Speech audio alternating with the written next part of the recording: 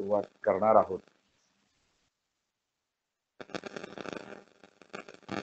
या वर्गामध्ये आपण दासबोधाचा अभ्यास करताना एक एक समास न अभ्यासता विषयानुसार समासांचे गट करून आपण अभ्यास करणार आहोत. आजचं हे पहिलं सत्र दासबोधाच्या आरतीवर विवेचन असणारं सत्र असणार आहे. या सत्रामध्ये मार्गदर्शन करण्यासाठी आपल्याला सगळ्यांच्या परिचित अशा आचार्य लाभलेले आहेत. तरी सुद्धा काही जण नवीन असण्याची शक्यता असल्यामुळे थोडक्यात आपण त्यांचा परिचय पाहूया. मी आदितीताईंना विनंती करतो की त्यांनी अलका त्यांचा परिचय करून द्यावा.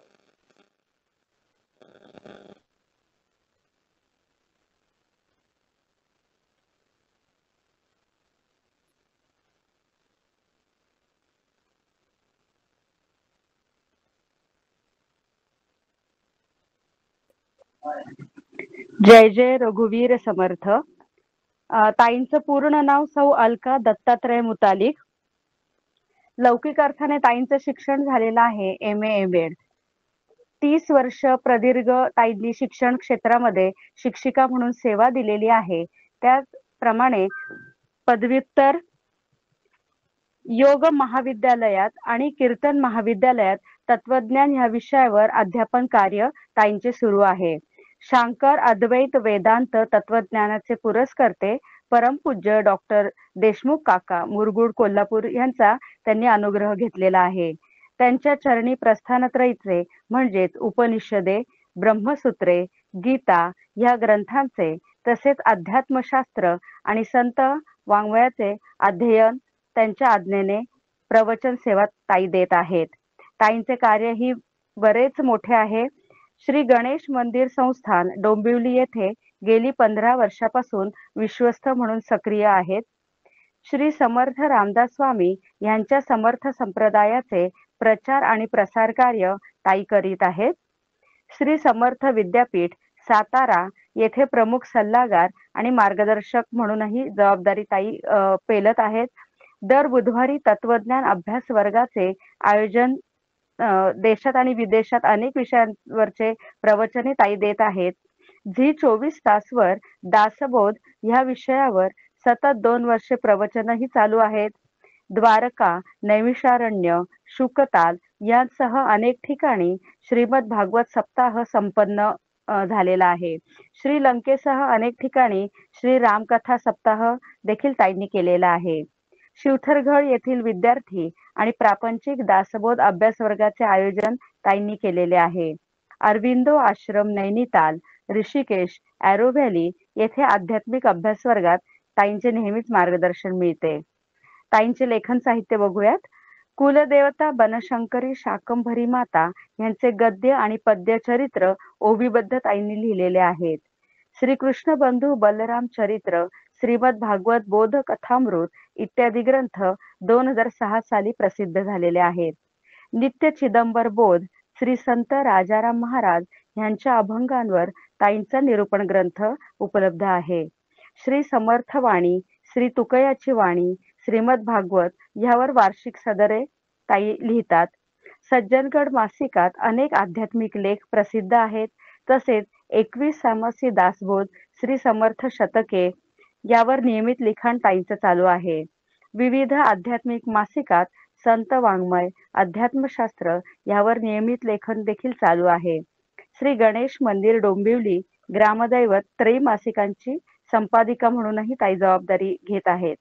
ताईंना मिळालेले सन्मान: रोटरी इनर व्हील क्लब तर्फे त्यांचा सन्मान झालेला आहे. ब्राह्मण महासंघाकडून व्यास क्रिएशन तर्फे आदर्श शिक्षिका म्हणून ताईंना पुरस्कार मिळालेला आहे. आणि दत्त मंदिर आश्रम तर्फे वेदांत प्रचारक म्हणून देखील ताईंना सन्मानित केलेला आहे. आजच्या कार्यक्रमात ताईंचे खूप खूप अभिनंदन करते आणि पुढचे सूत्र श्रीयुत गणेशदादांकडे देते. जय जय रघुवीर समर्थ. पुढील विवेचनाला सुरुवात करण्यापूर्वी आपण दासबोधाची आरती ऐकूयात. राहुल दादाला मी विनंती करतो की त्यानं दासबोधाची आरती चालू करावी.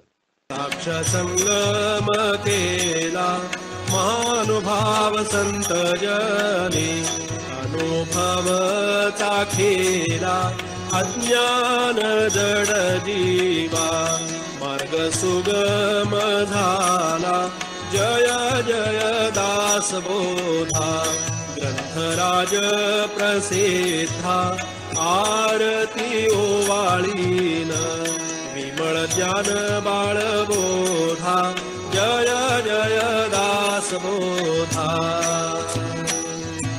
नवविधा भक्ती पंथे रामरूप अनुभवी चातुर्य निधी मोठा माया चक्र उगवी हरिहर हृदयींचे विह प्रगट जय श्रीराम. आवाज येत नाही. दाची सिद्ध झाले असंख्यात मानवी जय जय दासबोधा ग्रंथराज प्रसिद्धा आरती ओवाळेन विमळ ज्ञान बाळबोधा जय जय दासबोधा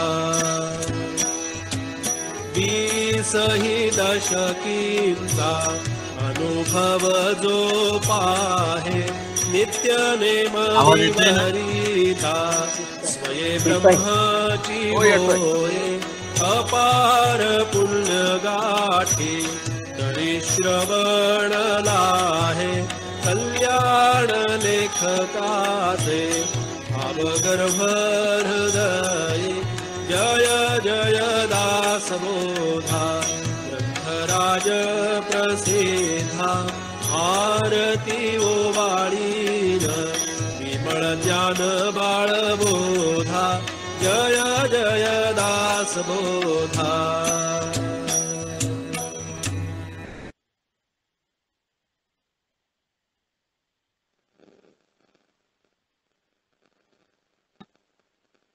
धन्यवाद राहुल दादा. दासबोधाच्या आरतीचं श्रवण केल्यानंतर आपण या आरतीमध्ये दासबोधाचं जे महत्त्व सांगितलेलं आहे ते आज ऐकणार आहोत आणि आपण अलकाताईंचा परिचय पाहिलेलाच आहे. आज परमपूज्य डॉक्टर काकांसारख्या श्री गुरूंचा परिस स्पर्श झालेल्या आणि स्वतः परिस बनलेल्या अशा आचार्या अलकाताई त्यांना मी विनंती करतो की त्यांनी आजच्या विवेचनाला सुरुवात करावी. जय जय. दादा 1 तास घ्यायचं का चालेल? हो हो 1 तास घ्या. चालेल ना, पूर्ण हरकत. हो हो. जय जय रघुवीर समर्थ. तुकास तारीखे पूर्ण वैराग्य जाते वशिष्ठा परिज्ञान योगेश्वराचे कवी वाल्मिका तारीखा मान्य ऐसा नमस्कार माझा सद्गुरु रामदासा. कृपा कटाक्षाची किरणे मोह समुद्राचे आटणे घडे जय त्या श्री कृष्णे वंदो तयाते. जय जय रघुवीर समर्थ. प्रभू रामचंद्र आणि हनुमंताला वंदन करते, समर्थांना वंदन करते. सद्गुरू परमपूज्य डॉक्टर काकांच्या चरणी सादर साष्टांग दंडवत घालते. श्रोते तुम्ही जगदीश मूर्ती सगळ्यांच्या चरणी सप्रेम अभिवादन करते. आणि आजचं हे जे चिंतन आहे आपल्याला दासबोधाच्या आरतीचं ते काही आपण चिंतन करू. दासबोध ग्रंथ आपल्याला सगळ्यांना माहिती आहे, समर्थांच्या प्रस्थानातला इथला ग्रंथ आहे आणि त्यामुळे ग्रंथाविषयी काही माहीत नसलं तरी पण आरती अतिशय गोड आहे. आणि आरती आधी पहिल्यांदी काय ते बघू आणि मग समर्थांच्या आरतीमध्ये कल्याण स्वामींनी समर्थांचं केलेलं जे वर्णन आहे ते कशा प्रकाराने केलं ते आपण पाहू. आरती कधी केली जाते? आपले सगळे देवदेवता आहेत, देवतांचं पूजन आपण करतो. आपल्या प्रत्येकाकडे पूजा देव आहेत, त्या देवतांचं पूजन कसं केलं जातं? समर्थ म्हणतात जे देव आपल्याकडे देवघरात आहेत, एक तर त्या प्रतिमा तरी आहेत किंवा मूर्ती तरी आहेत.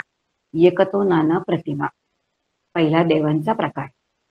हा जो पहिला देवांचा प्रकार आहे त्याचं पूजन षोडशोपचारे केलं जातं.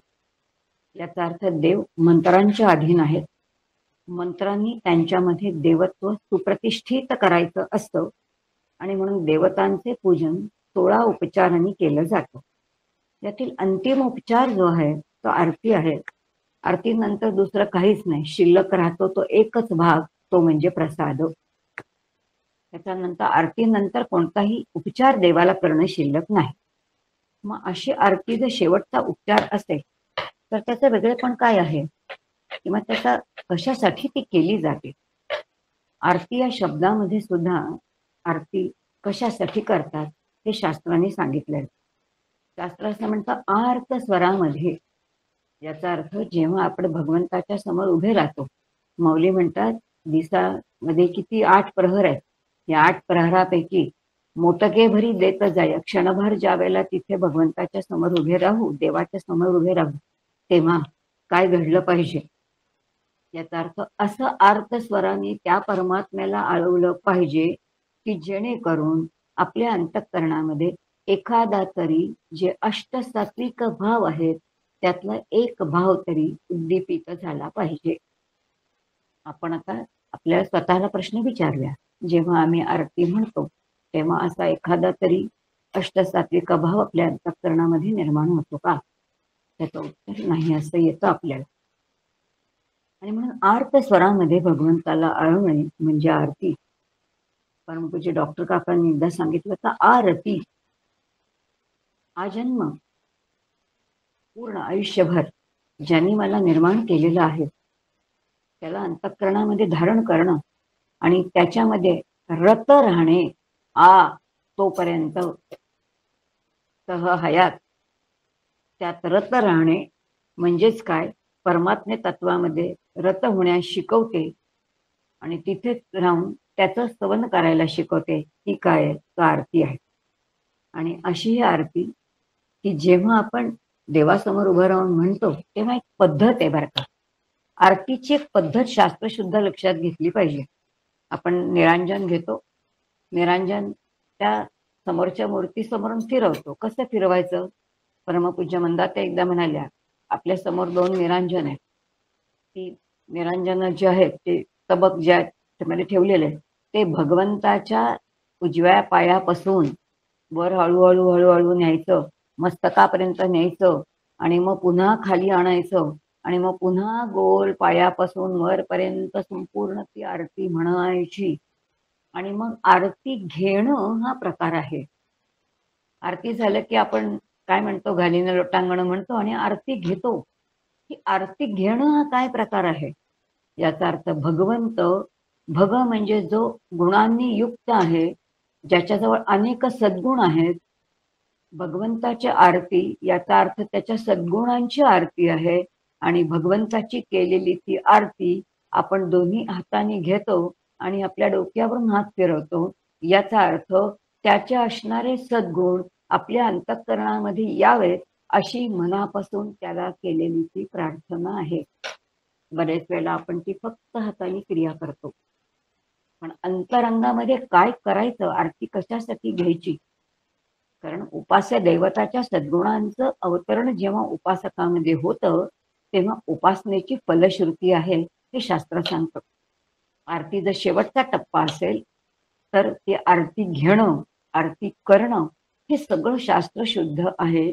म्हणजे त्या सद्गुणांचं पूजन, ही सद्गुण आपल्या अंतःकरणामध्ये रुजवणं यासाठी आरती आहे असं सांगितलंय. आणि मग अष्टसात्विक भाव तर निर्माण झालेच पाहिजेत. ते बरेच वेळेला होतच नाहीत.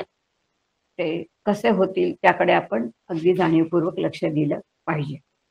आता ही जी आरती आहे ती कल्याण स्वामींनी रचलेली रचना आहे. आता लक्षात येईल की कल्याण स्वामींचं वैशिष्ट्य असं आहे की समर्थांनी जेव्हा दासबोध या ग्रंथाची रचना केली तेव्हा त्या ग्रंथाचे लेखक कोण आहेत? तर ते सुद्धा कल्याण स्वामीच आहेत. म्हणजेच या ग्रंथाचा पहिला श्रोता कोण आहे? तर तेही कल्याण स्वामीच आहेत. आणि त्यामुळे दासबोधाचे गुह्य तत्वज्ञान जे समर्थांनी अलगदपणाने उलगडून दाखवलेलं आहे, हे उलगडून दाखवलेलं तत्वज्ञान कल्याण स्वामींच्या हळुवार असणाऱ्या, संवेदनाशील असणाऱ्या अंतःकरणामध्ये रुजलेलं आहे. आणि म्हणून साक्षात सद्गुरूंच्या मुखातून हे भाष्य ऐकण्याचं भाग्य कोणाला प्राप्त झालेलं आहे? तर ते कल्याण स्वामींना प्राप्त झालेलं आहे. आणि त्यामुळे समर्थांची जी वेदांताची बैठक आहे, किती वेदांत त्यांना सहज समजलेला होता. किती कोणताही ज्याला म्हणतात ना की जाड्यता नाही, अवघड शब्द नाही, सोप्या शब्दातून समर्थ संपूर्ण वेदांत आपल्याला सोपा करून सांगतात. हे सगळं कल्याण स्वामींनी अनुभवलेलं आहे आणि असा अनुभव घेतलेले कल्याण स्वामी त्यांनी ही आरतीची रचना केलेली आहे. आता लक्षात येईल की समर्थांचं पूर्ण व्यक्तिमत्व नव्हे तर समर्थांचा बोधाचा ज्यांनी खऱ्या अर्थाने दंश करून घेतलेला आहे. श्रीमद शंकराचार्यांचं एक सुंदर वाक्य आहे बरं का.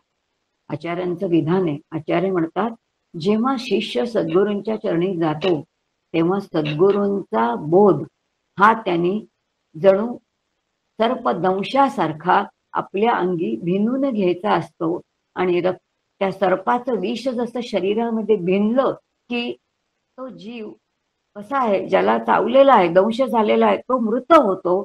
अगदी त्याप्रमाणे सद्गुरूंचा दंश जेव्हा शिष्याच्या अंतरंगामध्ये रुजतो तेव्हा जीवरूपाने त्याचा घात होतो, म्हणजे तो जातो.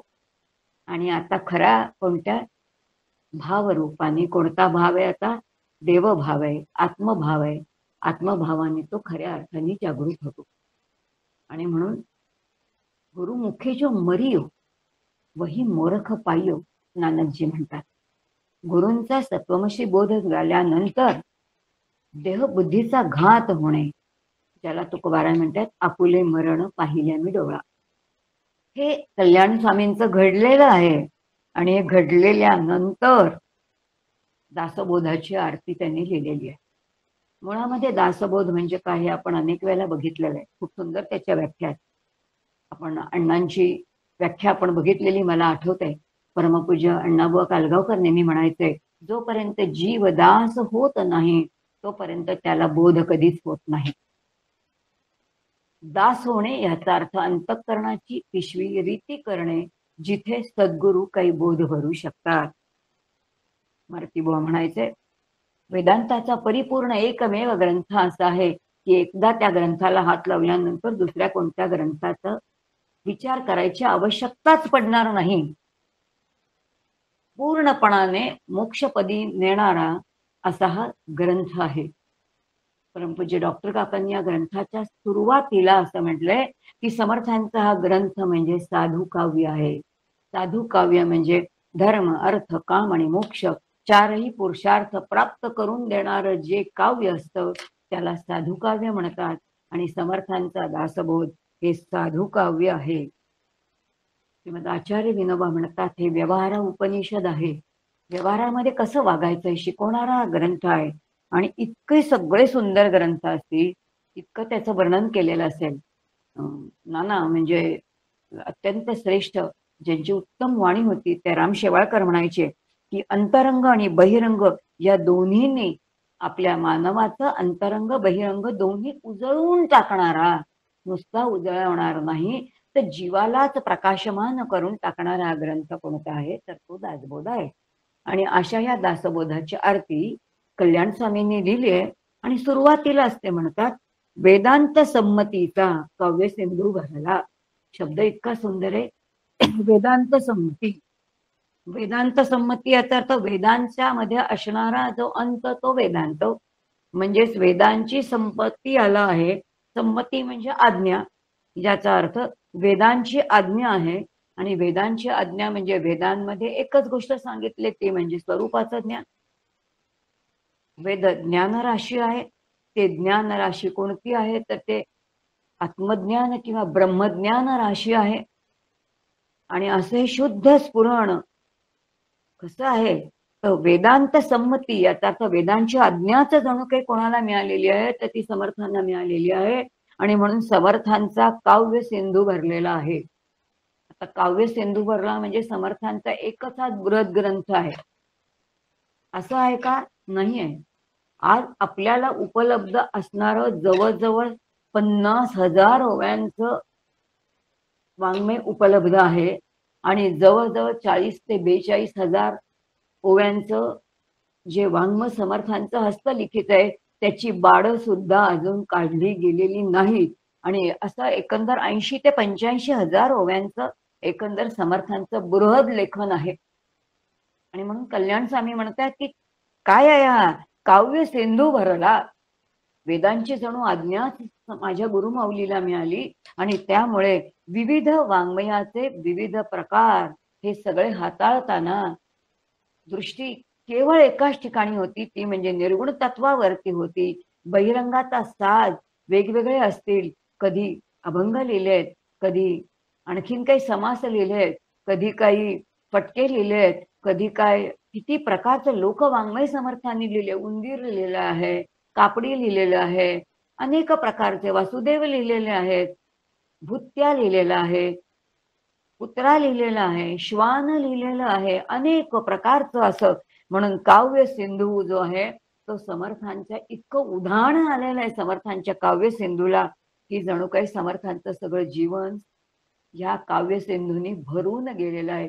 इतक्या विविध प्रकारचं वाङ्मय जे आहे ते समर्थांनी लिहिलेलं आहे. बरं, हे लिहिलेलं वाङ्मय पुन्हा कसं आहे? स्वतःच्या बुद्धीने लिहिलंय का? तर नाही. त्याला काय काय प्रमाण काय काय आहे? श्रुती, शास्त्र, ग्रंथ, गीता साक्ष संगम केला. काय काय आहे? श्रुती आहे म्हणजे उपनिषद आहेत, त्याच्यानंतर शास्त्र आहे, ग्रंथ आहे आणि गीता आहे. आता लक्षात येईल, श्रुती आहे म्हणजे उपनिषद आहेत, आणि उपनिषद याचा अर्थ उपनिषदांमध्ये जे तत्वज्ञान सांगितलेलं आहे. आपल्या उपनिषदांमध्ये महावाक्य येतात. चारही महावाक्यांचा समर्थाने दासबोधामध्ये परोपरीने उल्लेख केलेला आहे. 4थ्या दशकाच्या जो 9वा समास आहे त्याच्यामध्ये समर्थ सहज म्हणतात, आत्मा एक आनंद घन आणि अहम आत्मा हे वचन. याचा अर्थ अहम आत्मा हे वचन. या ठिकाणी समर्थांनी सरळ सरळ काय केलेलं आहे? महावाक्याचं चिंतन केलेलं आहे. किंवा एका ठिकाणी समर्थ म्हणतात की स्वये तुचे आहेसी ब्रह्म, ये विषयी संदेह धरूचे नकोस. अहम आत्मा हे वचन, याविषयी संदेह तू धरू नकोस. म्हणून श्रुतीमध्ये जो बोध आहे तो संपूर्ण या ग्रंथामध्ये आपल्याला अनेकदा पुन्हा पुन्हा आपल्याला 4थ्या दशकामध्ये 5, 6, 7, 8 या ठिकाणी पुन्हा पुन्हा या ठिकाणी हा विषय आपल्याला पाहायला मिळतो. शास्त्र ग्रंथ जो आहे, आता शास्त्र म्हणजे किती आहेत की शास्त्र ग्रंथ अनेक आहेत. पंचदशी सारखा शास्त्र ग्रंथ आहे, विचारसागरासारखा शास्त्र ग्रंथ आहे की ज्याच्यामध्ये जीव, जगत आणि जगदीश्वर यांची सगळ्यांची निर्मिती कशी झाली हा सगळा विचार येतो. समर्थाने दिलेला आहे की नाही? पंचमहाभूतांची निर्मिती कशी, 82 तत्व किती झाली, प्रकृती म्हणजे काय, पुरुष म्हणजे काय, पिंडाचे 4 देह म्हणजे कोणते, ब्रह्मांडाचे 4 देह म्हणजे कोणते, अष्टदेह निरसन करायचं म्हणजे काय, सगळं शास्त्र काय आहे या ग्रंथात बघायला मिळतं की नाही? म्हणून श्रुती, शास्त्र, ग्रंथ. ग्रंथ कशाला म्हणतात? आपण नेहमी म्हणतो समर्थांचा ग्रंथराज दासबोध आहे. याचा अर्थ ग्रंथराज म्हणजे ग्रंथांचा राजा असणारा आहे. दासबोधाचं पारायण केलं जातं ना तेव्हा एक विधी आहे बरं का, तो ग्रंथ डोक्यावरती घेतला जातो, त्याची मिरवणूक काढली जाते. भागवत ग्रंथ पण डोक्यावरती घेऊन मिरवणूक काढली जाते. ही प्रातिनिधिक स्वरूपाची लक्षात घ्यायची. ग्रंथ डोक्यावरती मिरवायचा याचा अर्थ मिरवण्यामध्ये शहाणपणा नाहीये. त्या ग्रंथातले विचार आपल्या मस्तकामध्ये म्हणजे आपल्या बुद्धीमध्ये विराजमान झाले पाहिजेत. आणि म्हणून समर्थांचे विचार बुद्धीमध्ये खऱ्या अर्थाने विराजमान करणं म्हणजे ग्रंथ मस्तकी धरणं. म्हणून हा ग्रंथ आहे. आता ग्रंथ म्हणजे काय? ग्रंथ शब्दाची व्याख्या बघूया. फार सुंदर व्याख्या आहे. यद वाग विसर्गो जनता अघ विप्लवा भवती स एव ग्रंथ. हा ग्रंथ शब्दाची व्याख्या आहे.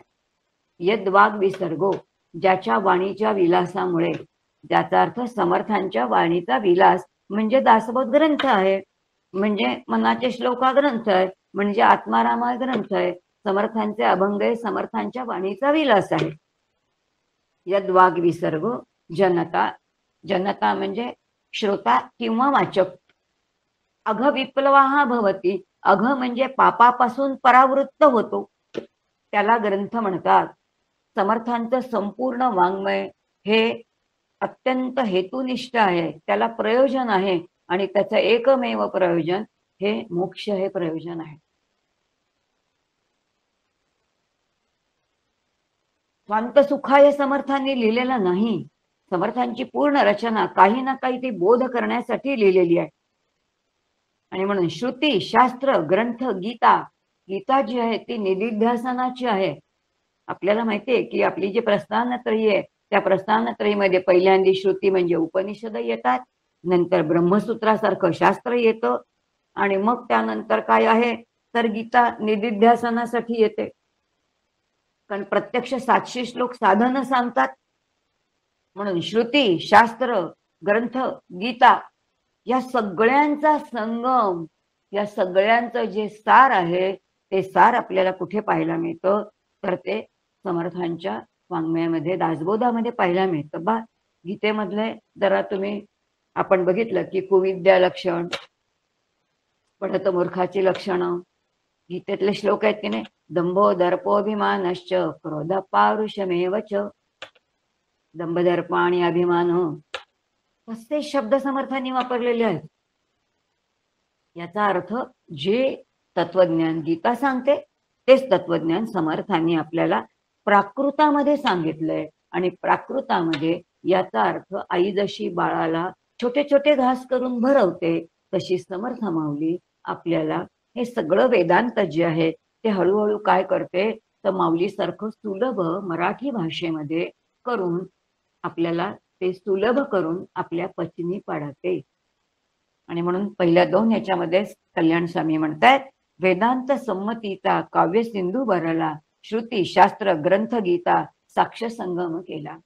समर्थांच्या वाङ्मयामध्ये या सगळ्याचा साक्षात संगम, सगळं एकत्रीकरण आपल्याला दिसतं. जसा काला केल्यानंतर तो अत्यंत मधुर आहे, तसं ह्या सगळ्या ग्रंथातले उत्तम विचार समर्थांनी काय केलेले आहेत तर ते आपल्यासाठी त्याचा संगम केलेला आहे. आणि परिणामी काय, ह्या सगळ्याचा परिणाम काय झाला, इतका सुंदर ग्रंथ समर्थांनी लिहिला. आणि म्हणून किती दिग्गज संत समर्थांच्या चरणी आलेत. समर्थ पंचायतन बघितलं तर जयराज स्वामी सारखे आहे, जयराम स्वामी सारखे आहे, एकापेक्षा एक दिग्गज त्यावेळेला आहेत सगळे. आणि म्हणून महानुभव संतजनी अनुभव चाखिला, कल्याण स्वामींसारखा योगी आहे, उद्धव स्वामींसारखा आहे, अक्का स्वामींसारखे अधिकारी आहे, नंतर वीणा स्वामींसारखी अधिकारी साधिका आहे, अक्का स्वामींसारखे उत्तम कर्तबगार असणारे महंत आहेत, 1100 महंत आहेत समर्थांचे.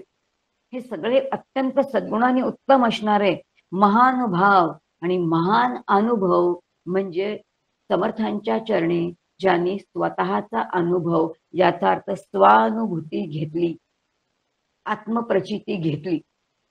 म्हणून महानुभाव संत, संतही अनेक होते. किती संतांना ते भेटले, तुकोबारांसारखे संत होते, अनेक यवनी संत सुद्धा त्यांच्याकडे आलेले आहेत.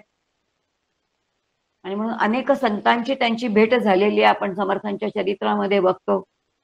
आणि महानुभाव संत जनी सगळ्यांनी या ग्रंथाचं अध्ययन केलं आणि काय घेतलेलं आहे तर अनुभव चाखिला. समर्थ सुरुवातीला शेवटी पण म्हणतात ग्रंथाचे करावे स्तवन, स्तवनाचे काय प्रयोजन, येथ प्रत्ययाचे कारण प्रत्ययो पहावा. माझ्या ग्रंथाची तुम्ही स्तुती करायची आवश्यकताच नाही, याचा फक्त अनुभव घ्या. आणि कल्याण स्वामी म्हणतात महानुभव अनेक आहेत, संत अनेक आहेत की ज्यांनी या ग्रंथाचं अध्ययन केलेलं आहे आणि त्याचा अनुभव त्यांना आलेला आहे. आणि असे काय आहेत तर हा इतका श्रेष्ठ असा हा ग्रंथराज दासबोध आहे. आणि आरती ओवाळीनं विमल ज्ञान बाळबोधा. आता का त्याला आरती ओवाळते मी, आर्त स्वरामध्ये त्याचं मी स्तवन करतोय, कारण याच्यामध्ये विमल ज्ञान आहे. विमल म्हणजे अत्यंत शुद्ध, इतकं शुद्ध की ज्याच्यावरती निरंजन एकही डाग नाही. ज्याला आपण म्हणतो डाग नसणं, किती वर्णन केलं ना की चंद्रावर सुद्धा डाग आहे, सूर्यावर सुद्धा आहे, पण विमल कोणताच नाही, मलच नाही, ज्याच्यावरती कसलाच डाग नाही, इतकं शुद्ध असं असणारं काय आहे तर समर्थाने शुद्ध वेदांताचं ज्ञान दिलेलं आहे. आणि कसं ते पण बाळबोध, लहान मुलांना समजेल इतकं सोपं. आणि म्हणून लहान मुलांसाठी सुद्धा समर्थ लेखन क्रिया लिहितात आणि म्हणतात अक्षर कसं काढावं, घसवणी नीट काढावं, काना इतर मात्रा पैसा सुरुवाती तैसे शेवटपर्यंत लिहित जा, रेगमारा, काळ्या म्हशीचे बोतले, शब्द आठवा समर्थांचे काय काय आहेत. किती सोपं केलंय लहान मुलांसाठी. मूर्ख लक्षणं, पडत मूर्ख लक्षणं किती सोपी आहेत की ज्याच्यातून आपल्याला समर्थ शिकवतायत. याचा अर्थ बाळबोध, लहान मुलांना जसा बोध करावा तसा बोध या ग्रंथामध्ये आहे. आणि म्हणून या ग्रंथाचं मी काय करतो तर स्तवन करतोय, आरती करतोय, असं कल्याण स्वामी म्हणतात. पुढे आता लक्षात येईल ती श्रुतीचं वैशिष्ट्य आहे बरं का, की शास्त्राने असं म्हटलंय की आपल्याला रूप बघायचं असेल तर आरसा घ्यावा लागतो, पण स्वरूप बघायचं असेल तर आपल्याला श्रुती माऊलीकडेच जावं लागतं. काय सुंदर म्हणजे शास्त्र आहे, विचार आहे. रूपासाठी आरसा आहे, स्वरूपासाठी श्रुती आहे. आणि त्या श्रुतीतले विचार समर्थांनी दासबोधामध्ये घेतलेले आहे. समर्थांच्या दासबोधावरती अनेक सुंदर सुंदर रचना झाल्यात. त्यातले एक गाणं आपल्याला सगळ्यांना माहिती आहे, घळीमध्ये आपण म्हणतो ही दासबोध नौका भवसागरी तराया. किंवा धेनुदास डोळे नावाचे समर्थांचे अत्यंत श्रेष्ठ शिष्य होते. त्यांनी इतकं सुंदर समर्थांच्या दासबोधावरती एक रचना केली. ते असं म्हणतात, कुठे कोणता वेद वेदांत पाहू, कुठे शास्त्र संभार शोधित जाऊ, कुणाला पुसुमी कुठे ब्रह्म शोध, मला दासबोधीच लाभेल बोध. समर्था दिली श्रेष्ठ अध्यात्म खाण, पुरे तेवढीना कशाची तवाण, जरी अज्ञ मी बद्ध होईन सिद्ध, मला दासबोधीच लाभेल बोध. हाच भाव या ठिकाणी कल्याण स्वामींनी व्यक्त केलेला आहे. पहा बरं कसं सांगतात ते. असं म्हणतात, नवविधा भक्ती पंथे. नवविधा भक्ती पंथे याचा अर्थ समर्थांनी दासबोधामध्ये जी भक्ती घेतलेली आहे ती कोणती आहे तर भागवतातली नवविधा भक्ती घेतलेली आहे. श्रवणम, कीर्तनम, विष्णू स्मरणम, पादसेवनम, अर्चनम, वंदनम, दास्यम, सख्यमात्म निवेदनम. ही जी दासबोधातली जी नवविधा भक्ती आहे ती मूळ भागवतातली आहे, रामायणातली हात लावलेली नाही. कारण ही सर्वसामान्यांच्यासाठी आहे.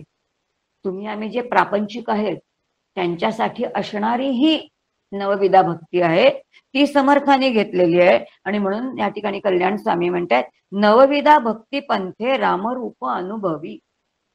याचा अर्थ कोणता आहे की नवविधा भक्तीमध्ये काय करायचं आहे तर याचं काय की नवविधा भक्तीमधला जो काही एक एक आचार आहे त्या आचाराचा जो कोणी भक्त आहे त्याने एक आपल्या अंतःकरणामध्ये जी भक्ती आपल्याला आवडते त्याचा एक साखव म्हणजे पूल तयार करायचा आपल्याच अंतःकरणामध्ये. आणि त्या भक्तीच्या साह्याने देहभावाकडून देवभावाकडे जायचं. मग रामरूप होणे म्हणजे काय? रामरूप होणे म्हणजे आनंद रूप होणे. राम हा शब्द प्रणवाच्या जशा 3 मात्रा तशा रामाच्याही 3 मात्रा. या 3ही मात्रा आता त्याचं चिंतन केलं तर खूपच आहे, पण आपल्याला माहिती पाहिजे की रामरूप होणे म्हणजे राम म्हणजेच प्रणव. कारण र म्हणजे कोणतं तत्व आहे? अग्नितत्व आहे. अ हे सूर्य तत्व आहे. म हे चंद्र तत्व आहे. 3ही तेज तत्वाचीच रूप आहेत. आणि म्हणून तेजतत्व जे आहे काय आहे की तेजतत्व म्हणजे ज्ञानाग्नी जो भडकला जातो ना तेव्हा ज्ञानाग्नी जेव्हा भडकतो तेव्हाच अज्ञान नाहीस होतं. याच ज्ञानाग्नीमध्ये कर्माची फळ, कर्मफळ, वासना सगळं सगळं भस्मीभूत होतं. रामरूप होणे, आनंदरूप होणे म्हणजे वासनांचा अक्षय होणे, आसक्तीचा अक्षय होणे, हे सगळं अपेक्षित आहे. कारण एकदा अग्नी भडकल्यानंतर तो सगळं काय करतो आपलं स्वरूपच त्याला देऊन टाकतो, नामरूपच नाहीसं करून टाकतो. राम म्हणता म्हणता र या बीजाची इतकी कृपा जीवावरती होते की त्या जीवाचं रूप आणि नाम आणि रूपाची आसक्ती निघूनच जाते. राहतं काय फक्त अस्थिभती प्रिय किंवा सच्चित आनंद आता हा विचार बघायला आपल्याला वेळ नाहीये, पण रामरूप होणे म्हणजे काय आहे, आणि रामरूप होणे याचा अर्थ आनंदरूप होणे, आणि आनंदरूप होणे म्हणजेच राम हे प्रणवाच्या 3 मात्रा तशा रामाच्याही 3 मात्रा आहेत. आणि म्हणून या 3ही मात्रांच्या साहाय्याने राम म्हणता म्हणता राम रूप होणे हे अपेक्षित आहे. आणि या ठिकाणी समर्थ तेच म्हणतात की नवविधा भक्तिपंथे रामरूप अनुभवी. जीव मीच रामरूप आहे असं जीवाला कळतं. ज्याचे नाम तू घेसी तो तूची आहेसी असं समर्थ म्हणतायत. हे वाचता वाचता कळतं. आणि नुसता हा एवढाच पारमार्थिक अनुभव आपल्याला हा ग्रंथ देतो का? काय कल्याण स्वामींचं एखाद्याला जेव्हा अनुभव येतो ना, तेव्हा ती वाणी जेव्हा परतत्वाला स्पर्श करून येते ना, तेव्हा ती सगळ्या जीवनाच्या अंगाला स्पर्श करते. पहिल्या ओळीमध्ये पूर्ण आध्यात्मिक विचार मांडतात. दुसऱ्या ओळीमध्ये लगेच ते खाली येत आहेत कल्याण स्वामी आणि म्हणतात चातुर्य निधी मोठा. चातुर्य शिकवत आहेत. आणि म्हणून समर्थ राजकारण शिकवत आहेत, चातुर्य शिकवत आहेत. भरल्या पाण्यामध्ये चूळ बागू नये सांगतायत. म्हशीचा सौदा करायचा असेल तर पाण्यात बसलेला म्हशीचा सौदा करू नये असं सांगतायत. ठकासी आणावा ठक, महासी वा ठक, हे सगळे विचार चातुर्याचे आहेत. चातुर्य म्हणजे राजकारणार्थ समर्थ चातुर्य या अर्थाने वापरतायत. आणि यासाठी किती गोष्ट समर्थ सांगतायत की कसं आहे म्हणून विद्या म्हणजे काय, कुविद्या म्हणजे काय, मूर्ख लक्षण, पडत मूर्ख लक्षण. या ठिकाणी समर्थ आपल्याला चतुर करतायत म्हणजे चातुर्य देतायत. व्यवहारामध्ये जो चातुर्य गुण हवा आहे, समर्थाने एक सुंदर दृष्टांत दिले. 2 भावंड आहेत. वडील भाऊ नुसताच बसलाय. धाकट्याने इतकं कर्म केलंय की त्यांनी वैभव मिळवलेलं आहे. म्हणून काय आहे, व्याप तितके वैभव समर्थ म्हणतात. आणि जो काहीच करत नाही त्याला काहीच मिळत नाही. व्यावहारिक विचार हे चातुर्य कुठे देतात? चातुर्य निधी मोठा या ग्रंथामध्ये व्यवहार. म्हणून विनोबा याला व्यवहार उपनिषद म्हणतात. व्यवहारामध्ये कसं वागावं, आपण चिमटा घेतला तेने जीव कासा विस झाला, आपणावरून इतरांना राजी राखावे समर्थ म्हणतात. व्यवहारात कसं वागावं हेही शिकवतात. मुलांनी आईशी कसं वागावं, पत्नीशी कसं वागावं, ती कादंबरी वाचल्यानंतर कळतं कसं कसं वागावं ते. लौकिकातलं कसं वागावं, चातुर्याचा निधी मोठ्याच्या मोठा आपल्या हातामध्ये समर्थ देत आहेत. दंभो दर्पो धिमानश्च, काढून टाका सगळं अंतःकरणातून हे सगळे विकार, तेही सांगतायत. आणि मग मायाचक्र उगवी, ज्या मायेमध्ये तुम्ही आम्ही सगळे आहोत, जी मुळातच नाहीये. मग सांगताना अजातवादामध्ये सहज घेऊन जातात. आणि म्हणून आत्मनिवेदनामध्ये सहज समर्थ आपल्याला घेऊन जातात आणि विचारतात अगा जे झालेची नाही त्याची वार्ता पुससी काही. म्हणजे एकीकडे विवर्तवाद सांगतायत, मायावाद सांगतायत, आणि कुठे अजातवादामध्ये सहज घेऊन जातायत. मायाचं चक्र कुठून सुरू होतं आणि ते कसं उगवतं आणि ते कसं नाहीसं होतं हे सगळं समर्थ आपल्याला या एका ग्रंथामध्ये सांगतायत. आणि मग पुढे समर्थ म्हणतायत बद्धची सिद्ध झाले. काय सांग, तुम्ही आम्ही सगळे बद्ध आहोत. आणि बद्ध आणि सिद्ध म्हणजे काय? आता प्रत्यक्षात बद्ध आहे का? आणि आता बद्ध आणि सिद्ध दोन्ही शब्द आपण परमपूज्य काकांकडून अनेक वेळेला ऐकले. हे दोन्ही शब्द सापेक्ष आहेत. जसं गुरु आणि शिष्य सापेक्ष आहेत. दोघे जर समोर असतील तर त्या शब्दांना अर्थ आहे. नुसत्या गुरूंना नाही आणि नुसते शिष्यालाही नाही. शिक्षक आणि विद्यार्थी सापेक्ष आहेत. शिक्षक आहे समोर विद्यार्थीच नाही, काय उपयोग आहे?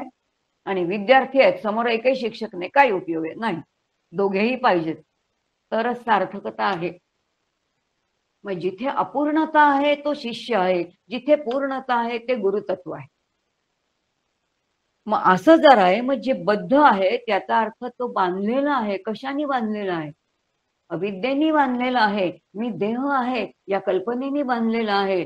जगत सत्य आहे या अज्ञानाने बांधलेला आहे. मग हा जो कोणी बांधलेला कल्पनेने बांधलेला आहे, हे कल्पनेचं बंधन हळूहळू कसं सोडवायचं? आणि म्हणून सूत गुंतले ते उगवावे, मानत मानत घालावे मुळाकडे. काय समर्थांची शब्दी सुंदर आहे. सूत गुंतले ते उकलवावे. गुंडाळा झालाय त्या दोऱ्याचा, तो हळूहळू उकला, हळूहळू उकलवा म्हणताय. एकदम म्हटलं ते तुटेल. आणि म्हणून आपलं चित्त कुठं अडकलंय त्या प्रपंचामध्ये? कुठं? पोरामध्ये, नातवामध्ये, का कर्मामध्ये, का पैशामध्ये, का कर्तृत्वामध्ये? कुठं कुठं गुंतलंय? आपणच आपल्याला बघायचंय. म्हणून पाहावे आपण असे आपण, माझं दुर्गुण, माझं चित्त कुठं कुठं गुंतलंय ते हळूच समजून घ्यावं आणि अलगद तिथून उकलून काढावं. सूत गुंतले ते उकलवावे, मानत मानत घालावे. हळूहळू उकलवायचे आणि मग मुळाकडे, याचा अर्थ जे माझं मूळ स्वरूप आहे तिथे मला घेऊन जायचंय. मग तिथे गेलो म्हणजे काय झालं? जो कल्पनेने मी बांधलेला आहे तो काय होईल? सिद्धची झाले असंख्यात. सिद्ध होणे याचा अर्थ काय? काही सिद्धी प्राप्त होणे असं अपेक्षित आहे का? नाही. सिद्ध याचा अर्थ जीवब्रह्मैक्य सिद्ध होणे, जिथे काही बोलता येत नाही आणि काहीच नाही. आणि म्हणून सिद्धी, इथे सिद्धीचा जो आहे ते जीवाला स्वरूपाची प्राप्ती होणे. मीच मला जर प्राप्त झाले तर काय सांगता येईल का? हो, बोलता येईल का? बोलणं शक्य नाही. नाथांनी दिलेला एक दृष्टांत लक्षात ठेवायचा, किंवा काकांचा सुंदर दृष्टांत. शिकारी सिंहरूप झाला. दृष्टांत सगळ्यांना माहिती आहे, कारण काकांचा आपण सगळ्यांनी ऐकलेले आहे. की एका काय केलं, एक शिकारी शिकार करायला गेला, त्याली शिकार केली नाही, तो स्वतः शिकार सिंहाची झाला. सिंहाने त्या अख्खा शिकारी खाल्ला. तो अख्खा शिकारी त्या सिंहाला पचला. आता तो शिकारी सिंहाच्या नसानसात जाऊन बसला. तेव्हा शिकारी खऱ्या अर्थाने सिंहरूप झाला, पण मी सिंहरूप झाला हे सांगायला तो शिल्लकच राहिलेला नाही. सिद्ध झालाय तो. आता सिद्ध होणे याचा अर्थ तयार होणे, सगळं परिपूर्ण झालं सगळं त्यात. पण यतो वाचा निवर्तन्ते, अप्राप्य मनसासह, काही बोलायला शिल्लकच नाही. आणि म्हणून जे बद्ध होते ते सिद्ध झाले. असंख्यात मानवी या ग्रंथाच्या वाचनाने किती जण जे बद्ध होते ते सिद्ध झाले, जे बद्ध होते ते साधक झाले, जे बद्ध होते ते मुमुक्षु झाले. किती आज बघितलं, दरवर्षी 10,000 हजार लोक दासबोधाचं अध्ययन करतायत. याचा अर्थ इतके दासबोधाचे अभ्यासार्थी आहेत. हे सगळे काय आहेत तर ते अध्ययन करून सिद्धीच्या वाटेला आहेत ना, सगळे साधक होण्याचा प्रयत्न करतायत. आणि म्हणून असंख्यात मानवी, असंख्यात अनेक मानवांना या ग्रंथांनी काय केलेले तर त्याचा उद्धार केलेला आहे. एक संतांची जी अत्यंत शुद्ध अंतःकरणातून आलेले विचार आहेत ते किती जणांचं आयुष्य उजळून टाकू शकतात. आणि म्हणून वेदांची संमती, सत्मती आहे तिथे. सत म्हणजे सत्तत्वाला स्पर्श करून आलेली मती, तिथे संमती मिळालेली आहे. आणि अशा संमतीने जेव्हा समर्थ ग्रंथ लिहितात तेव्हा तो ग्रंथ आज 400 वर्ष झालं तरी सुद्धा आपल्याला मार्गदर्शनच करतोय. तेव्हाही मार्गदर्शन करत होता, आजही मार्गदर्शन करतोय, कारण त्यातली तत्व शाश्वत आहे. पुढे त्या ठिकाणी कल्याण स्वामी असं म्हणतात की हरिहर हृदयीचे गुह्य प्रगट दावी. सॉरी, मधला एक ओवी गेली बर का, सॉरी, पुढच्या ओवी आम्ही गेले. आपण नवविधा भक्ती पंथे रामरूप अनुभवी चातुर्य निधी मोठा माया चक्र उगविये पाहिलं. हरिहर हृदयीचे गुह्य प्रगट दावी. खूप सुंदर विचार आहे. हरिहर हृदयीचे गुह्य प्रगट दावी. का शब्द वापरला असेल समर्थांनी? हरी आणि हर असा शब्द का वापरला असेल? पहा बरं, समर्थांनी या कडव्यामध्ये पहिल्यांदी नवविधा भक्तीचा उल्लेख केलेला आहे. नवविधा भक्ती त्यांनी भागवतातली घेतलेली आहे.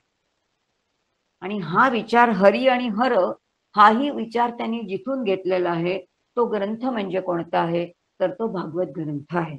कारण भागवतामध्ये हरी आणि हराचं ऐक्य आहे असं सुरुवातीला सांगितलेलं आहे, मध्येही सांगितलेलं आहे आणि अंतीही सांगितलेलं आहे.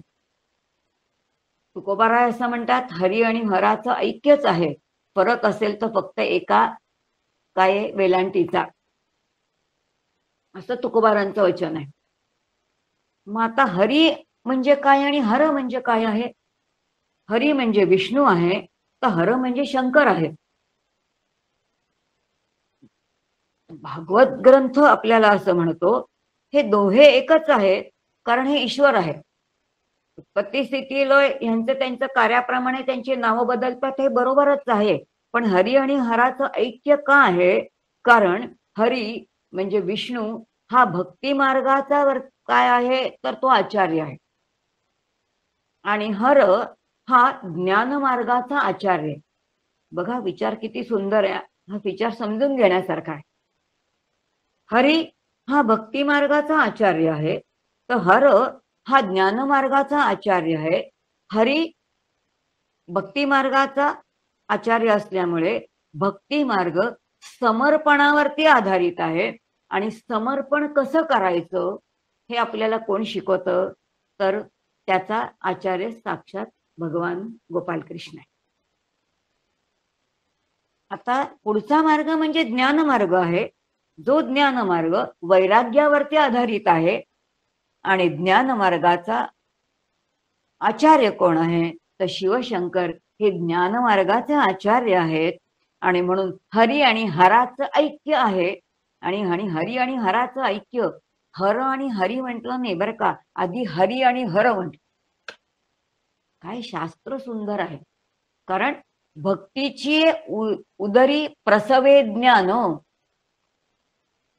भक्तीची 2 मुलं आहेत, त्यातलं एक कोण आहे, तर एक ज्ञान आहे आणि एक वैराग्य आहे. आणि म्हणून आधी भक्ती आहे आणि तिची पोरं नंतर आहेत.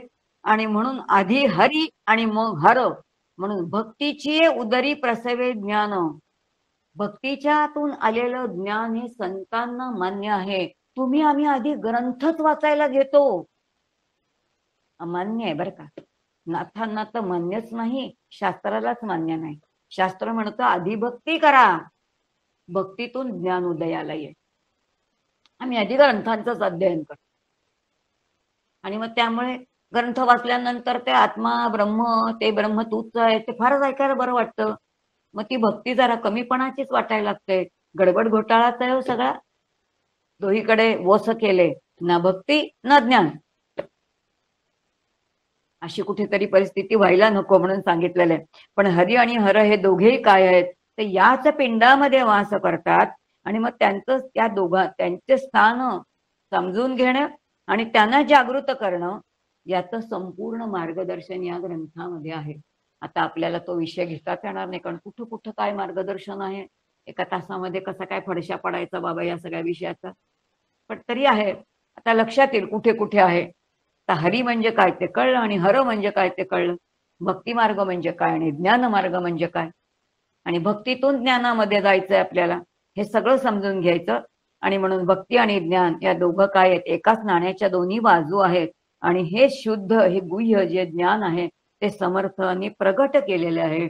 आणि ते प्रगट केलेलं सगळं कल्याण स्वामींनी काय केलेले आपल्या अंतरी रुजवलेलं आहे. आणि म्हणून ते असं म्हणतात की हरिहर हृदयीचे, अंतःकरणामध्येच आहेत दोघंही. आपल्या दोघांच्या जागा सुद्धा आहेत, योगमार्गामध्ये सांगितलेल्या आहेत. कुठं आहेत त्या, आता ते बोलत नाही तिकडे, पण आहेत त्या. हरिहर हृदयीचे गुह्य, ते अत्यंत गुह्य गुप्त आहेत. कशा आहेत, प्रगट दावी या ग्रंथामध्ये त्या प्रगट दाखवलेल्या आहेत. आणि म्हणून जे बद्ध आहेत ते कसे आहेत, तर ते सिद्ध होणार आहेत. असा हा काय आहे, तो विलक्षण ग्रंथ आहे. पुढे म्हटले 20 दशकींचा अनुभव जोप आहे. या 20 जे दशक आहेत, म्हणजे 200 समास आहेत. या 200 समासांचा जो अध्ययन करतो तो नक्कीच कुठे होतो, तर स्वानुभवावरती रूढ होतो. याचा अर्थ हळूहळू हळूहळू पिप्पलिका मार्गाने का होईना पुन्हा पुन्हा विवरता विशेषा कळू लागे. 20 दशके 200 समास साधके पहावे सावकाश, विवर्ता विशेषा विशेष कळू लागे. हळूहळू हळूहळू साधकाचा अधिकार वाढत जातो आणि त्याला ते कळतं. नित्य नेमे विवरिता स्वय ब्रह्मच होये. पुन्हा शब्द इथे विवरणच आलंय, वाचिता आलेलं नाही, लिहिता आलेलं नाही. लक्षात घ्या, याचा अर्थ समर्थांच्या ग्रंथातले विचार जे आहेत ते आपण समजून घेतले पाहिजेत, त्याच्याविषयी चर्चा केली पाहिजे, त्याच्याशी बोललं पाहिजे. विवरण म्हणजे वैखरीनं बोलणे, समजून घेणे किंवा समजून सांगणे, अध्ययन करणे किंवा अध्यापन करणे, याला विवरण म्हटलेलं आहे. आधी ज्येष्ठांकडून विवरण समजून घ्यायचं आणि मग जे आपल्याला कळलेलं आहे ते त्यांच्या चरणी त्याचं आत्मनिवेदन करायचं. हे विवरणाचं स्वरूप आहे. आणि म्हणून मग विवरण म्हणजे काय हे सांगितलेलं या ठिकाणी.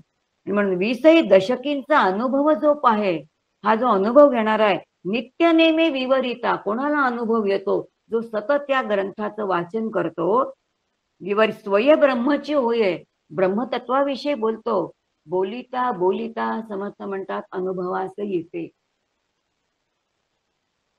शब्दांनी ते कळतच नाही, शब्द तिथपर्यंत घेऊन जातच नाहीत, पण बोलता बोलता शब्द त्या ब्रह्माचं चिंतन करता करता करता करता ते तत्व म्हणजे काय हे कळतं आणि वृत्ती त्या स्वरूपाची होतच जाते. आणि एक क्षणकाल काय होतं तर ते जसं ब्रह्म त्याला म्हणतात ना की ब्रह्म जाणणारा त्याच्या देहासकट ब्रह्मस्वरूपच होतो. ब्रह्मैव ब्रह्मविद भवती, श्रुतीचे विधान आहे. तोच विचार इथे या ठिकाणी कल्याण स्वामी घेतात. स्वय ब्रह्मची होय. ग्रंथामध्ये ब्रह्मतत्व सांगता सांगता सांगता सांगता त्याचं चिंतन वाचता वाचता वाचता वाचता निदान शब्द परोक्ष ज्ञान तरी होतं. आणि मग परोक्ष ज्ञानातून कधीतरी मग आचरण बदलतं, आचरण बदलल्यानंतर अनुभवाला येतं. आणि म्हणून स्वयेची ब्रह्मची होय. अपार पुण्य गाठी तरी श्रवण लाहे. काय समर्थ सुंदर कल्याण स्वामी सांगतायत. हा ग्रंथ इतका सुंदर आहे, इतका सुंदर आहे की जर काही पुण्यपदरी गाठी असेल तरच या ग्रंथाचं श्रवण होतं. याचा अर्थ शास्त्रशुद्ध श्रवण आपलं होतं. कारण कितीतरी ग्रंथ असतात, त्या ग्रंथापर्यंत आपण येतच नाही. आपल्याला आवड कसली असते, कादंबऱ्या आवडतात, नाटकं आवडतात, साहित्याचे सगळे प्रकार आवडतात, पण ग्रंथ या प्रकाराकडे आपण फारसे येत नाही. आणि त्यातल्या त्या समर्थांचा हा ग्रंथ तरी कसा शिक्षिका अशा भूमिकेतून लिहिलेला आहे. समर्थ अत्यंत कडक आहे तिकडे, त्यामुळे असं हळूवार वगैरे काही बोलतच नाही. त्यामुळे इतक्या आज्ञा समर्थांनी या ठिकाणी केल्यात. वेदांसारख्या विधी ते पाळावे, निषेधात ते गाळीत, हे करायचं नाही हे करायचं, अशा सगळ्या आज्ञा आणि विधी आणि निषेध समर्थांनी दिलेले आहेत. त्यामुळे हे विचार कानी पडण्यासाठी काही पुण्य असावं लागतं. अपार अपार म्हणजे याचा अर्थ मोजदात न करणे इतकं जर पुण्य असेल तरच आपल्याला ते कळू शकेल. आणि असं ज्याचं अपार पुण्य आहे त्याच्या कानी या ग्रंथातलं तत्वज्ञान जे आहे ते जेव्हा कानी पडतं तेव्हा काय आहे, कल्याण लेखकाचे भावगर्भ हृदयी. आता कल्याण या शब्दाचा श्लेषालंकारच साधलेला आहे. कल्याण याचा अर्थ ज्याच्या कानी पडतो त्याच्या आयुष्याचं कल्याणच होतं, एक अर्थ झाला. आता इथे कल्याण लेखकाचे, इथे कल्याण स्वामीचा आयुष्यातच सार्थक झालेलं आहे. कारण ते स्वतःच कसे झालेले आहेत, ब्रह्मस्वरूपच झालेले आहेत. आपण सारिखे करी ते तात्काळ नाही काळ वेळ तया लागी. समर्थांनी त्यांना त्यांच्यासारखं उत्तम योगी अशा असणारे आहेत आणि त्यामुळे अत्यंत अधिकारी असणारा हा शिष्य आहे. असा या कल्याण लेखकाचे भावगर्भ हृदयी, त्याचा भाव इतका उच्चीचा आहे. हृदयामध्ये काय आहे तर तिथे भाव असा आहे की त्या भावाचा गर्भ म्हणजे गर्भितार्थ. मातेच्या उदरामध्ये तो गर्भ असतो. किती असतो, असताना एवढासा छोटा, नंतर कसा होतो, येतो तेव्हा किती मोठा होतो, इतका मोठा होतो. कर्तव्याने कर्माने इतका मोठा होतो की आई बिचारी आहे तिथेच राहते आणि ते पोर मात्र किती मोठं होतं. तसं सद्गुरूंच्या विषयीचा भाव या कल्याण लेखकाचा त्या गर्भा इतका छोटासा होता आणि परिणामी इतके ते लघु झाले. आणि लघु झाल्यामुळे समर्थांनी आपलं म्हटलं आणि मग आता इतके विशाल झाले की संपूर्ण हृदयामध्ये आता ते संपूर्ण विश्व काय, ते ब्रह्मतत्व सगळं विश्वच त्यांच्या अंतरंगामध्ये ब्रह्मस्वरूपाने ते व्यापूनच उरले. तुकोबाराय म्हणतात तसं आहे, संकोचोनी काय झाला सिला न घेई अपोषण ब्रह्मांडाचे. भाव गर्भ हृदयामध्येच प्रगटलेला आहे. आता रामासाठी बाहेर दर्शन घ्यायची गरज नाही, समर्थांच्यासाठी बाहेर जायची गरज आहे का? समर्थ आतच आहेत. आपल्याला पटत नाही पण खरंच आहे. म्हणजे गमतीने मी सांगते की आम्ही 35 86 87 ला जेव्हा पहिल्यांदा शिवथरगळीमध्ये गेलो, काकांचे पहिले विचार ऐकले. काका मामा होते, सुनील दादा होते, तेव्हा त्यांचे दासबोधाचे विचार ऐकल्यानंतर जेव्हा 5 दिवसाचं 7 दिवसाचं ते शिबिर संपायचं, तेव्हा तो शिवथरगळीचे खाली उतरायचं म्हटल्यानंतर डोळे इतके पाझरायचे की हे सगळं सोडून कसं काय आपण जायचं. याचा अर्थ समर्थ गळीतच आहेत, काका गळीतच आहेत, सुनील दादा गळीतच आहेत, मामा गांगल गळीतच आहेत, बापू काका गळीतच आहेत, बापूसाहेब भिशीकर गळीतच आहेत. म्हणून त्यांना सोडताना वाईट वाटायचं. पण 4 वर्ष गेली, 5 वर्ष गेली, 10 वर्ष गेली, मग लक्षात आलं की अरे नाही, त्यांनी जे विचार दिलेत ते नित्य माझ्या अंतःकरणामध्ये आहेत. मग गमतीने सुरुवातीला काकू म्हणायच्या, चला आता शिवथरगळी उतरायचे ना, चष्म्याला व्हायपर लावा. हळूहळू ती अवस्था गेली. केव्हा का गेली? कारण समर्थ तिथेच आहेत असं नाही, आता समर्थ सगळीकडे आहेत. याचा अर्थ भाव गर्भ हृदयामध्ये तो भाव नित्य जागृत आहे. आता समर्थ अंतःकरणातून जा म्हटलं तरी जातील का? लक्षात येईल. आता जा म्हटलं तरी जाणं शक्य नाही, कारण तिथे ते अंतरंगामध्ये असे रुजलेले आहेत की आता नाहीच. सूरदासांची एक सुंदर कथा सांगितली जाते. अंध होते सूरदास, रस्त्याने चालत होते आणि खड्डा आला, आणि खड्डा आल्याबरोबर ते पडले असते, म्हणून कृष्णाने बालरूप धारण केलं आणि त्यांचा हात धरला. त्या स्पर्शाने बरोबर सूरदासांनी ओळखलं की हा माझा कन्हैया आहे. ते त्याला कन्हई म्हणायचं, कन्हई मेरा कन्हई आहे रे तू, असं म्हणायचं. कृष्णाने ओळखलं की आज मला यांनी ओळखलेलं आहे, म्हणून त्यांनी हाताला झटकाण्या काढायचा प्रयत्न केला आणि हात सोडून घेतला आणि तो दुरून चालायला लागला. आणि सूरदास म्हणताय, अरे हात झटकलास त्यात काय पुरुषार्थ आहे? सामर्थ्य असलं ना तर माझ्या अंतःकरणातून झटकून दाखव, कारण तुला मी आत बांधून ठेवलाय. जनाबाई म्हणते, हृदय बंदीखाना केला आता हृदय कोंडी, विठ्ठल कोंडीला. लक्षात येईल. काय कल्याण म्हणतायत? कल्याण लेखकाचे भाव गर्भ हृदयी. त्या हृदयामध्ये कल्याण स्वामी म्हणतायत, आता मी माझ्या गुरुमाऊलीला बांधून ठेवलेलं आहे. असं बांधून ठेवलेलं आहे की त्यांच्याविषयीचा भाव कमी होणारच नाही. तो किती आहे तर तो इतका सूक्ष्म असलेला, आता इतका विराट भाव झालेला आहे. आता तो गर्भ नाही राहिलेला आहे, भाव गर्भ पूर्ण विश्वामध्येच भरून राहिलेला असा तो आहे. आणि या संपूर्ण लक्षात येईल की दासबोधाच्या आरतीच्या निमित्ताने कल्याण स्वामींनी समर्थांच्या विषयीचा त्यांचा असलेला अपार करुणेचा भाव जो आहे ना, तो संपूर्ण त्यांनी काय केलेला आहे तर तो त्या ठिकाणी कसा केलेला आहे तर तो प्रगट केलेला आहे. आणि म्हणून जे बद्ध आहेत ते कसे आहेत तर ते कसे सिद्ध होणारे आहेत. आणि बद्ध सिद्ध होणं म्हणजेच काय की तुम्ही आम्ही अल्पज्ञ आहोत आता, पण कधीतरी आपल्याला कळेल की आम्ही सर्वज्ञाकडे हळूहळू जाऊ शकू. आम्ही अल्पशक्तिमान आहोत, पण आम्ही आमची गाडी जर मोठ्या इंजिनला लावली ना तर त्या मोठ्या इंजिनाचं सामर्थ्य आम्हाला मिळेल. आणि मग आपला अल्प शक्तित्वाचा काय होईल तर मोठ्या शक्तिवानाला आपली गाडी जोडली तर आपण त्याच्याबरोबर हळूहळू पुढे जाऊ. आता इतकं साधं सोपं सांगितलंय की नाही कल्याण स्वामीने, मग ते तर आपल्याला सहज शक्य आहे. आणि म्हणून कसे आहोत अल्पशक्तिमान असणारे, आणि म्हणूनच आपल्याला पूर्णता जर प्राप्त व्हायची असेल, याच जीवाचं शिवाशी ऐक्य करायचं असेल तर सद्गुरूंच्या कृपेच्या शिवाय ते शक्य नाही.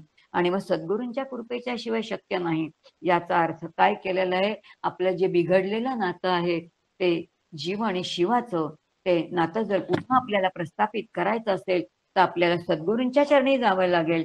जसे कल्याण स्वामी समर्थांच्या चरणी गेले आणि खऱ्या अर्थाने आयुष्याचा त्यांच्या कल्याण झालं. आणि म्हणून आपल्याच गुरूंनी लिहिलेल्या ग्रंथराज दासबोधाच्या आरती रचण्याचं भाग्य ज्यांना मिळालं, तसं सद्भाग्य कधीतरी तुम्हा आम्हा सगळ्यांना प्राप्त हो. त्यांच्यासारखा गुरुभाव आपल्या अंतःकरणामध्ये निर्माण हो, अशी कृपा कल्याण स्वामींनी तुमच्या आमच्यावरती करावी, अशी प्रार्थना कल्याण स्वामींच्या चरणी करते आणि माझ्या वाणीला विराम देते. जय जय रघुवीर समर्थ. हरिओम.